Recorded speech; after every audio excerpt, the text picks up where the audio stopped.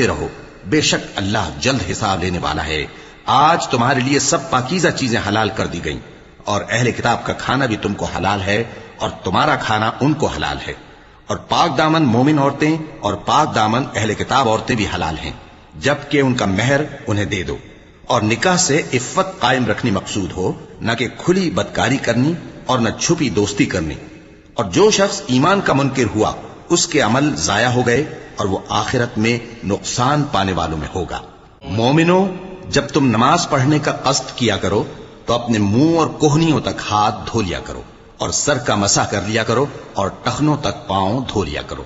اور اگر جنابت کی حالت میں ہو تو نہا کر پاک ہو جایا کرو، اور اگر بیمار ہو یا سفر میں ہو یا کوئی تم میں سے بیت الخلا سے ہو کر آیا ہو یا تم نے عورتوں سے مقاربت کی ہو، پھر تمہیں پانی نہ مل سکے تو پاک مٹی لو اور اس سے منہ اور ہاتھوں کا مسح یعنی تیمم کر لو۔